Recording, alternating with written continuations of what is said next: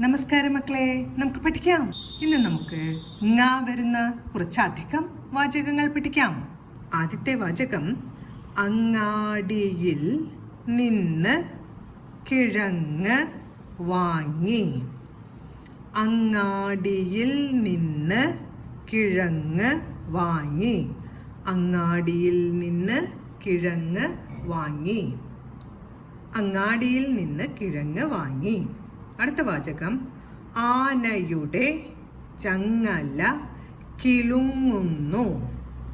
ആനയുടെ ചങ്ങല കിലുങ്ങുന്നു.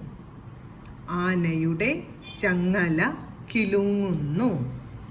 അടുത്ത വാചകം മരങ്ങൾ തിങ്ങിയ കാടാണ്. മരങ്ങൾ തിങ്ങിയ കാടാണ്. അടുത്ത വാചകം ഓണം ചിങ്ങമാസത്തിൽ ആഘോഷിക്കും. ഓണം ചിങ്ങമാസത്തിൽ ആഘോഷിക്കും. ഓണം ചിങ്ങമാസത്തിൽ ആഘോഷിക്കും. അടുത്ത വാചകം നന്നായി ഒരുങ്ങി വന്നു. നന്നായി ഒരുങ്ങി വന്നു. അടുത്തത് കിണറിലെ വെള്ളം കലങ്ങി.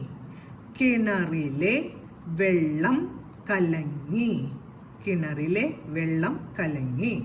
അടുത്ത വാചകം ചങ്ങാതി നന്നായാൽ കണ്ണാടി വേണോ.